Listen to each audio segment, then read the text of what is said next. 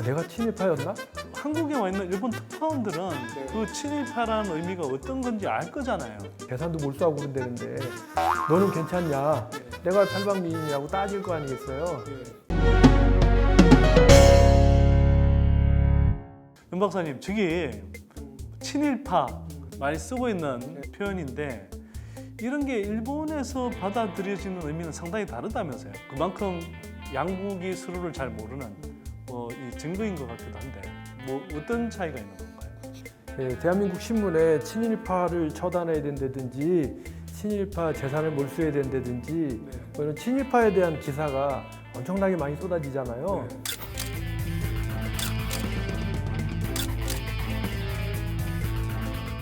이 기사가 쏟아지게 되면 일본의 언론들은 그 기사를 다 모니터링합니다. 한국에서는 친일파의 재산을 몰수한다. 이렇게 되면 제 일본 친구들한테 전화가 와요, 저한테. 야, 그 한국에서는 친일파에 대해서 뭔가 재산도 몰수하고 그런다는데 너는 괜찮냐? 그래서 퍼뜩 제가 정신이 들은 게 내가 친일파였나? 라는 생각이 들었어요. 그러니까 친일파를 말 그대로 일본하고 친한 사람, 즉 일본의 그냥 좀 호의적인 사람 이런 정도로 그냥 받아들인 거군요. 친미파 그러면 미국하고 잘 지내자는 사람, 친중파 그러면 중국하고 잘 지내자는 사람인데 친일파만 그게 아니고 친일 매국노를 얘기하는 거잖아요. 원래 매국노라고 써야 정확한 그렇죠. 거죠. 반민족 행위잖아.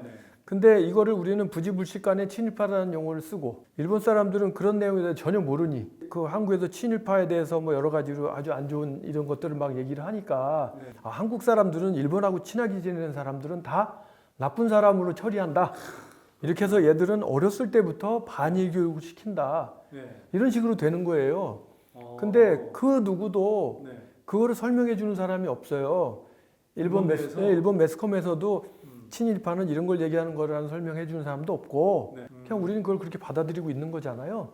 이러다 보니까 어마어마한 오해가 생기는데 우리는 우리의 상식이 물어볼 것도 없이 친일파라 하면 초등학교 다니는 애들부터 어른까지 다 아는 얘기니까 우리는 얘기할 필요가 없고 저 사람들도 친일파라는 얘기가 당연히 일본하고 친하게 지내자는 얘기니까 또 자기들이 우리한테 물어볼 이유가 없고 그래서 각자 돌아가는 거잖아요. 한국에 와 있는 일본 특파원들은 그 친일파라는 의미가 어떤 건지 알 거잖아요. 그 한국에서 사람들도요, 생활을 하다 보면. 제가 보기에는 정확하게 그거에 대한 의미를 심각하게 받아들이고 있는 것 같지가 않아요. 그러니까 그분들이 적어도 그 부분들을 자기네 일본 사회에 정확하게 전하려고 노력하는 것 같지는 않아요. 그걸 중요하게 생각하고 노력했다면 일본에서 이렇게 친일파라는 거에 대한 오해가 생길 수는 없잖아요. 또 한 가지 사례가 여러 가지가 있는데 우리 간에 이제 서로 얘기할 때 상대방이 여러 가지로 참 그 일을 다재다능하게 잘하는 사람을 보고 우리는 팔방민이라고 하잖아요. 근데 이제 우리 한국 분들이 일본에 가서 비즈니스를 할 때 상대방이 골프도 잘 치고 노래도 잘하고 일도 잘하고 그런 사람을 만났다고 쳤을 때 그분들한테 좋은 소리로 아 진짜 팔방민이시네요 라고 얘기를 하잖아요. 그렇게 하면 그분은 어떻게 반응하냐면 쓴웃음이라 그러나요? 아 그러십니까? 라고 이렇게 웃으면서 받아들여요. 받아들이고 뭐 이렇게 하고 이제 헤어지겠죠. 그러면 한국 사람은 팔방민이라고 얘기해놓고 그거에 대해서 내가 뭐 특별히 잘못한 게 없으니까 그 사람한테 돌아가서 친절하게 메일을 쓸 거 아니겠습니까? 어제 같이 저녁 먹고 즐거운 시간 보냈습니다. 고맙습니다. 이렇게 메일을 쓰잖아요. 그 뒤로 답이 안 오는 거예요. 그게 왜 답이 안 오느냐 하면 일본 내에서 팔방민이라는 것은 대한민국에서 쓰는 팔방민이라고는 정반대의 의미거든요. 아, 어떤 의미인가요? 일본 내에서 쓰는 팔방민이라는 용어의 정의는 제대로 할 줄 아는 건 하나도 없으면서 여기저기 사방팔방으로 손만 뻗치는 사람을 팔방민이라고 해요. 아, 자기가 뭐 제대로 하는 건 없어요. 오지랖만 넓은 사람. 그렇죠. 이것저것 할 줄 아는 거 없으면서 벌리는 사람을 팔방민이라고 해요. 그런데 한국 사람 같은 경우에는 바로 사람 앞에 앉혀놓고 팔방민이라 그러면 이게 나쁜 얘기라고 치면 내가 팔방민이라고 따질 거 아니겠어요. 근데 일본 사람들은 절대로 그런 성격이 아니거든요. 앞에서는 그러냐라고 하고 돌아서서 나쁜 놈 하고 하는 게 일본 사람의 습성인데 그건 뭐 상대방하고 다투기도 싫지만 어떤 그런 습성이란 말이에요. 그러니까 우리는 그걸 알 도리가 없는 거예요. 예? 그래서 그런 문제가 생기는 것도 있고요. 네. 그 다음에 또 지난번에 적반하장이라고 네, 저게 그러지 않아도 대통령께서 문 대통령께서 적반하장이라고 얘기를 했는데 가해자인 일본이 적반하장으로 오히려 큰소리 치는 상황을 결코 좌시하지 않겠습니다. 사실 대한민국 국민 중에 적반하장의 그 한자적 의미에 대해서 정확하게 이해하고 있는 사람이 몇 명이나 있는지 모르겠어요. 저도 그 얘기 듣고 나서 한자를 뒤져봤는데 네. 이게 일본에서 어마어마한 문제가 된 거죠. 화제가 되고 세상에 이럴 수가 있느냐 일국의 대통령이 적반하장이라니. 근데 아시다시피 대한민국의 적반하장이라는 거는 뭐 시체말로 동네에서 우리끼리 싸울 때도 적반하장 입장을 네. 바꿔놓고 생각해봐라. 네. 뭐 이 정도의 톤이잖아요. 네. 근데 그 한자의 의미를 뒤져보면 네. 예, 강도가 몽둥이를 들고 주인을 팬다라는 뜻이란 말이죠. 도적이 도리어 그러니까. 몽둥이를 든다. 네. 근데 이 일본 사람들은 그 사자성어를 잘 안 써요. 네. 잘 안 쓰고 특히 이 적반하장이라는 용어는 일본 생소한 용어입니다. 아. 그러다 보니까는 일본 신문에서는 원래 뜻 그대로 살피고. 예, 일본 신문에는 그걸 그대로 푸는 거예요. 어. 그러니까 일국의 대통령이 네. 뭐 강도라 그러고 몽둥이를 들고 팬다 이런 식으로 얘기를 하니까 아. 일본 신문에서 그거를 어마어마하게 보도를 했겠죠. 네. 그러면 그걸 볼 일본 독자들이나 시청자들은 네. 한국을 어떻게 생각하겠어요? 이 사람들 험한 사람들이네. 얘기 될 네. 수밖에 없잖아요. 네. 네. 자, 이런 문제에 대해서 음. 용어 선택에 대해서 누가 음. 그 정부에 어드바이스를 했겠는가? 아. 이런 것도 생각해 볼 필요가 있지 않겠습니까? 그러네요. 이게 우리가 뭐 일본을 잘 모르는 것도 있지만 거꾸로 보면 우리가 같은 뭐 예를 들면 한자 문화권이다. 네, 그렇죠. 그래서 사실은 뭐 비슷한 의미로 이렇게 전달될 거라고 생각하는데 전혀 이상하게 번지는 경우가 많이 있고요. 그러네요. 예. 그다음에 그 지난번에 박근혜 정권 때 네. 그 저 8월 15일 날 광복절 축사 그 경축사 중에 박근혜 대통령이 이런 얘기를 해요. 뭐 천년의 한을 뭐 이런 얘기를 했었어요. 천년의 한. 그 얘기 들은 기억이 있으실 거예요. 네.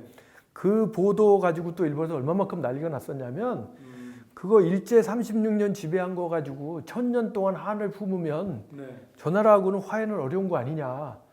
이런 얘기가 어마어마하게 퍼지는 거예요. 아니 사과 안 하면 우리도 잘 지내기는 힘들긴 하죠 사실. 그건 그런데 네. 그 받아들인 사람 입장에서 네. 1000년 동안 한을 품는다 그러면 화해하기 힘든 거 아니겠어요? 네. 근데 우리가 잘 모르고 있는 것이 대한민국의 한과 네. 일본에서 사용하는 한은 네. 한자는 똑같은데 네. 용도가 틀리다는 거예요. 어떻게 다른데요? 대한민국에서 얘기하는 한은요, 일본식으로 얘기하면 원한이에요. 아. 그래서 네. 특징적인 게 우리 저 수험생들 그죠? 수능 시험 보는 날 어머니가 교문 앞에 서서 옆 붙여놓고 기도하시면서 그 저거 하잖아요. 기도를 하고 나중에 뭐 이 아들이 명문대학에 붙었다. 네. 그러면 방송국에 가서 인터뷰 하지 않습니까? 어머니 소감을 한마디 딱 그러면 어머니가 한을 풀었다고 얘기하시잖아요. 네. 근데 더 이 바랄 게 없다, 한은 이런 정도로. 이 한은 네. 이게 아주 절실한 소망 네. 내지는 그 조용필의 한 500년처럼 네. 나 스스로에 대한 네. 회한, 네. 대한민국의 한은 회한이라고 저는 봐요. 아. 근데 일본에서 한은 네. 원한이라는 의미밖에 없어요. 아. 그러니까 박근혜 대통령은 천년의 한에 대해서 네. 우리가 쭉 외침을 받거나 이랬던 거에 대한 우리 스스로의 성찰 네. 이런 것도 상당히 많이 있잖아요. 네. 우리가 뭐 천년 동안 그 한을 품고 산다라고 얘기하는 건 아니란 말이죠. 네. 근데 그거를 전혀 계속 모르는 우리가 그러니까 외세에 당해왔던 우리 스스로가 왜 그 우리는 한을 풀겠다 이런 의미. 우리는 왜 이렇게 그 외세에 약해서 침략을 당하고 백성들이 이렇게 힘들게 됐는가 스스로를 돌아보면서 성찰하고 네. 하는 의미 한이거든요. 이게 네. 회한. 네. 근데 일본에서 한은 원한이라는 의미밖에 없기 때문에 일본 사람이 듣기에는 이게 섬찟한 거예요. 네. 물론 저는 36년 식민지 생활 그거에 대해서 폄하하는 게 절대로 아니고 네. 저 사람들이 봤을 때는 36년 식민지 지배한 걸 가지고 1000년 동안 원한을 품고 살겠다라는 식의 아. 얘기로 일본 매스컴들이 받아들이고 그걸 네. 풀어주면 네. 해설자들이 또 근사하게 그렇게 얘기를 할 거 아니겠어요. 그렇구나. 그러다 보니까 도저히 일본 사람은 네. 한국을 알 수가 없는 거죠. 그렇다면 네. 이 얘기조차도 네. 풀어줘야 될 거 아니겠습니까? 네, 네. 일본 기자들한테 천년의 대통령의 원고를 넘겨줄 거 아니에요. 넘겨줄 때 이 한은 이런 뜻이니까 오해 없도록 해달라든지. 근데 이것들을 아시는 분들이 안 계셨던 거죠. 제가 보기에. 대한민국에는요, 일본 전문가가 엄청 많습니다. 일본에서 공부했습니다. 뭐 일본 생활이 20년입니다. 뭐 수많은 일본 전문가들이 있어서 텔레비도 나오고 라디오도 나오고 글도 쓰시고 하는데 정작 제대로 된 일본 전문가는 그렇게 없는 것 같이 제 눈엔 보여요. 이런 얘기 들어보신 적 없잖아요. 그러네요. 이게 사실 박사님은 뭐 그쪽 전공도 아니시잖아요. 근데 이런 걸 좀 깊이 있게 고민하셔서 이렇게 뭐 아마 그 차이를 민감하게 느끼시고 말씀을 하신 거예요. 그렇죠. 이 부분은 제가 비즈니스 하면서 경험해본 제 얘기예요. 그러니까 나는 그런 뜻으로 얘기한 게 아닌데 상대방이 이상하게 받아들이고 난 그거에 대해서 내가 당해본 일이니까 저 사람이 왜 저럴까. 팔방미인 같은 네, 팔방미인 같은 것도 그렇고 똑같은 한자니까 팔방미인이라는 거는 아무도 의심할 여지가 없는 용어잖아요. 적반하장도 마찬가지고. 그러니까 우리는 아무 생각 없이 쓰는 거고. 근데 정작 그게 저쪽에서는 다르다는 건데 특히나 이 팔방미인이라는 건 더 재밌는 게 일본의 사전에 보면요. 일본의 사전도 다재다능한 사람이라고 돼 있어요. 근데 일본 사람은 아무도 그걸 가르쳐 주지 않아도 일본 사람 스스로가 살아가면서 체득하는 거예요. 아, 이 용어는 그렇게 쓰면 안 되는 용어. 뭐 이런 것들이 있다 보니까 더 심한 지뢰가 있는 거라고 보는 거죠. 늘 긴장과 갈등이 자주 이렇게 일어나는 관계이기도 하기 때문에 나중에